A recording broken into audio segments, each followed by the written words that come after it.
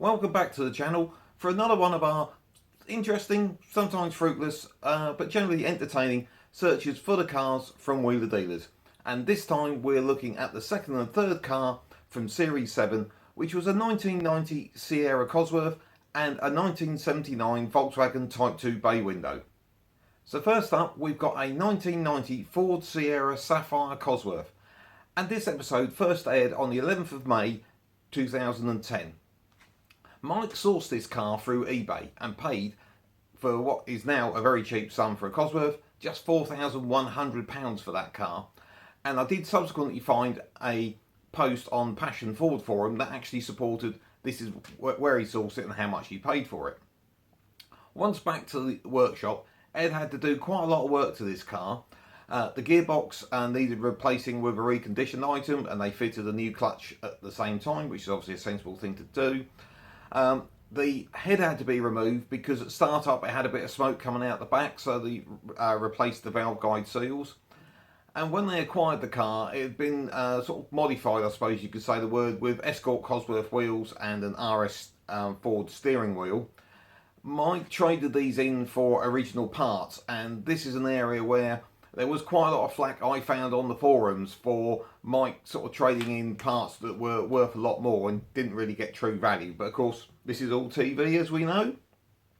And the other comment a lot of these posters made was the fact that on the wheels that Mike acquired, which were standard Sapphire ones, they actually put quite budget tyres, which they didn't think was a good idea on a 400 horsepower car. And finally, just to tidy the car up a bit more, they repainted the front bumper.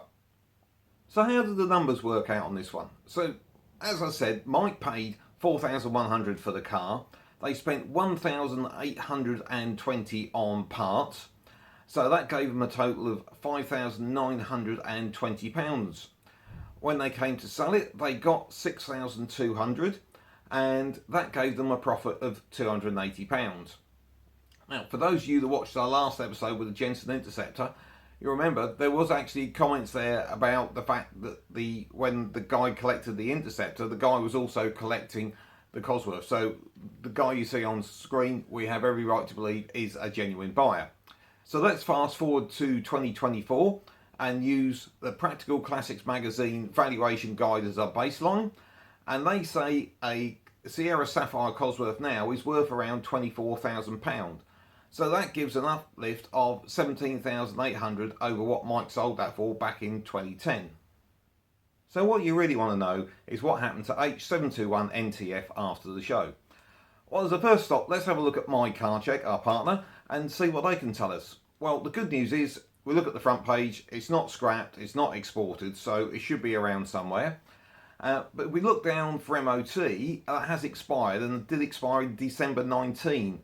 So that's the best part of 5 years ago. So we could have a problem there. So let's see where we go.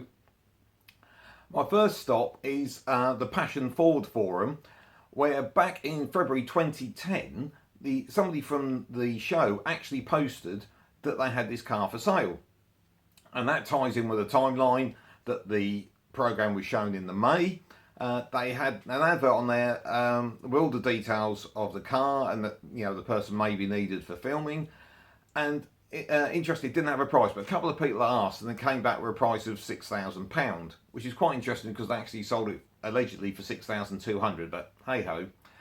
And then it goes quiet, and then it reappears in a post in July 2012 where someone mentions it is actually on eBay. And with a bit of internet skullduggery, I've managed to find the majority of that item.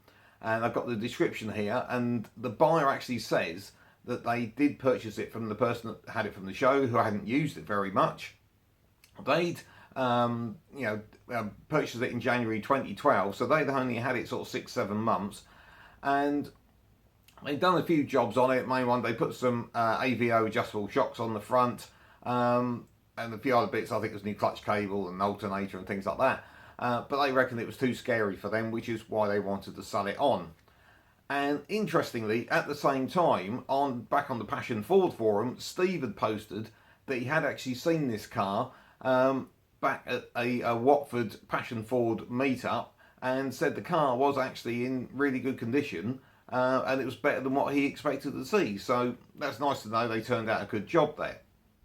And as we can see, the final bid on that auction was £5,100, so it actually dropped a little bit in value there. It just shows back in the early sort of teenies how cheap the prices of Cosworth were.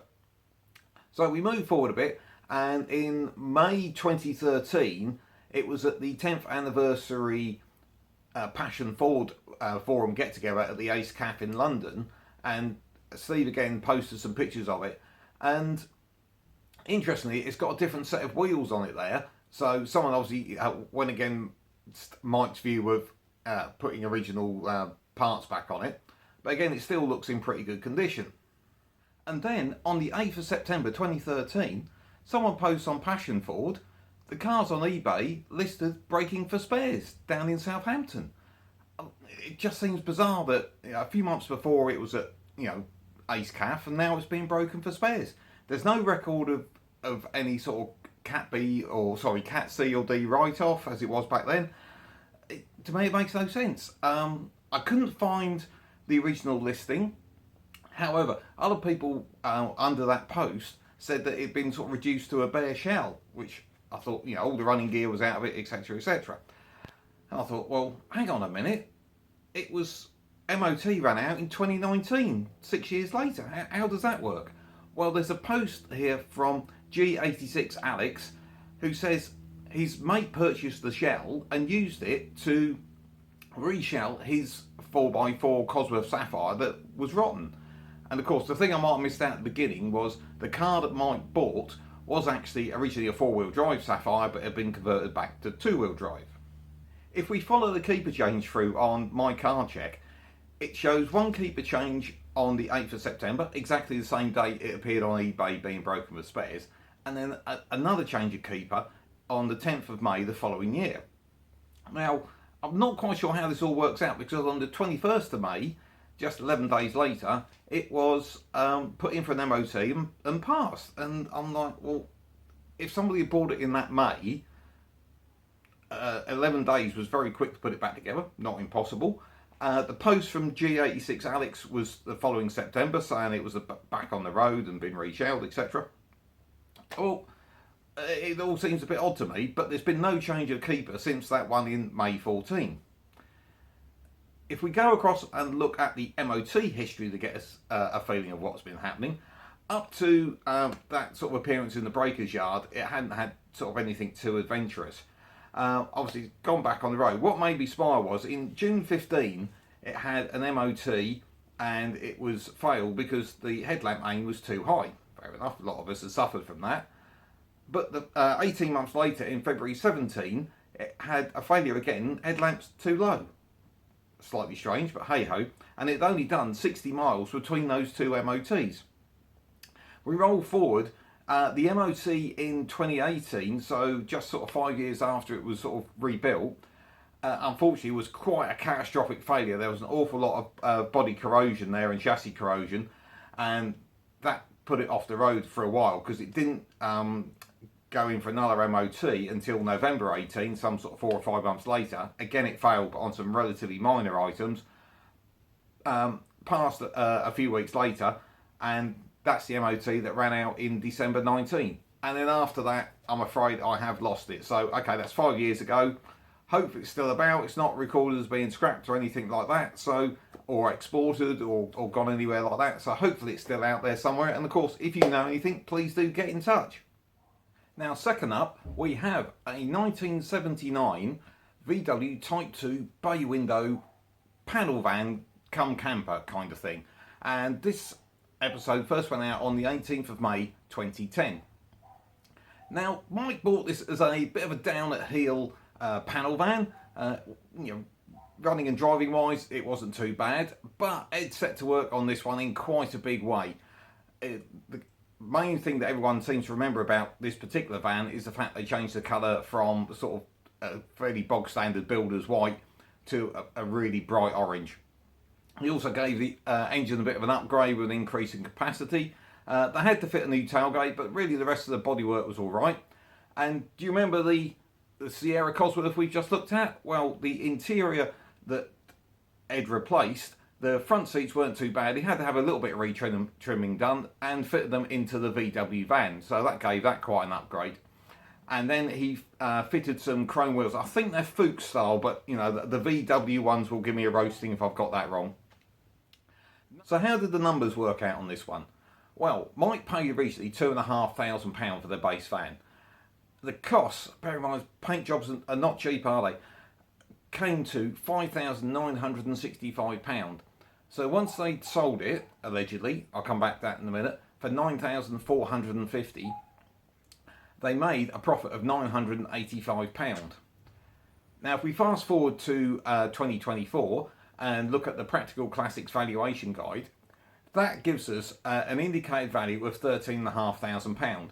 But that is for a camper van, and this isn't quite a camper van. It's not fitted out like a camper, but it is in, when they sold it, very good condition. So, but that shows an increase of £4,050 over what they sold it for back in 2010. So bear in mind, I've got, I expect a few comments on that one about what the real value of that van is in today's market. So what happened to BYF 955T after the program, I hear you cry? Well, compared to some of our other stories, this one is fairly straightforward. Heard nothing for a couple of years, but in 2012, LJ650 posted on our good old friends Pistonheads that he'd actually purchased the van, and he'd purchased the van from the show. Now, the time to purchase was actually May 2010, so very close to when the program went out. So if you remember the program, it actually said that they'd sold it to a army major who was away at the time, so there was nobody on screen. And so I think that was their cover, because they hadn't actually sold it, because LJ650 said they hadn't actually had much interest in it. And one thing I didn't have was a purchase price there, so I can't verify whether that 9,450 was what they ultimately sold it for. I think as a price, that seems to me fairly strong, but hey. They said at the time they'd nicknamed it Biffy, which is off the number plate, as you can probably guess. And in the spring of 2012, they were planning to sort of complete the conversion to a camper van. Really, after that, there's not much other posts on it than that. There's been no change of ownership, so it's still in LJ650's ownership. MOT wise, through the years, to be honest, there hasn't been many dramas. 2011, 2012, 13 initially failed with sort of some minor bits and pieces, then passed. 2015 to like 2017, 2018, they passed straight away, but there were quite a lot of advisories, but nothing too dramatic. And it's been, last MOT was 2019, of course, over 40 years old now, so it's MOT exempt. And looking at DVLA, it was untaxed from 2013. So, not 2013, 2023 December. So it's been on the road up until the end of last year. So that one's still definitely alive and well, and has been in use fairly recently. Well, I really hope you've enjoyed our hunt down of those two. I think we got a fair way with them this time. Obviously, sometimes we get there, sometimes we don't. And if you enjoyed this, please consider having a look at this video, which we really think you're going to enjoy.